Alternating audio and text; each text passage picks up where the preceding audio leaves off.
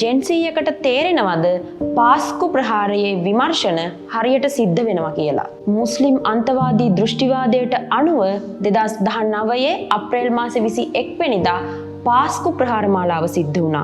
දේශීය මෙන්ම විදේශීය ජාතිකයින් 270කට අධික පිරිසකට මේ පාස්කු ප්‍රහාර මාලාව නිසා ජීවිත හිමි වුණා. 500කට අධික පිරිසක් මේ පාස්කු ප්‍රහාර මාලාව නිසා තුවාල ලැබුවා. අපි විශ්වාස කරනවා මේ පාස්කු ප්‍රහාරය වෙලා වසර 7ක කාලයක් ගත වුවත් පාස්කු ප්‍රහාරයේ වින්දිතයන්ට සාධාරණයක් ඉෂ්ට වෙලා නොමැති බව. නමුත් මේ පාස්කු ප්‍රහාරය සිද්ධ වුණ දවසේ සිට අද දක්වාම අපි දැක්කේ එකම එක දෙයයි. ඒ තමයි ආණ්ඩු බලයට ගේන්නත් ආණ්ඩු පෙරලන්නත් මේ පාස්කු ප්‍රහාරය දේශපාලන සටන් පාඨයක් විදිහට භාවිතා කළා. ඒ අනුව යහපාලන ආණ්ඩුව ගෙදර යවන්නත්, ගෝඨාභය ජනාධිපති කරන්නත්, අරගලය ඇති කරන්නත්, නැවත ගෝඨාභය ගෙදර යවන්නත්, මාලිමා ආණ්ඩුව බලයට ගේන්නත් මේ පාස්කු ප්‍රහාරය භාවිතා කළා අපි දැක්කා. ඒ විතරක් නෙවෙයි වර්තමාන ආණ්ඩුවේ මූලික සටන් පාඨයක් බවට මේ පාස්කු පත් කරගෙන තිබෙන බව අපි දකිනවා. කාදිනල්තුමා ඇතුළු කතෝලික සභාවත් මේ තුල සිටින බව අපි දකිනවා.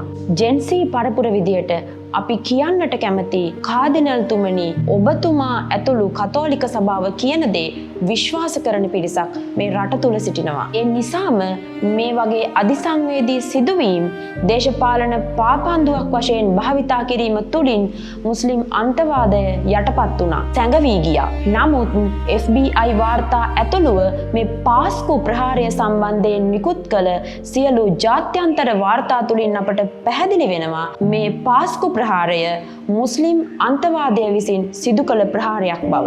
ඒත් මේ පිළිබඳව කිසිවෙකුගේ අවධානය යොමු නොවන්නේ ඇයි කියන එක පිළිබඳව ජෙන්සී අපේ පරපුරට ලොකු ප්‍රශ්නයක් තියෙනවා.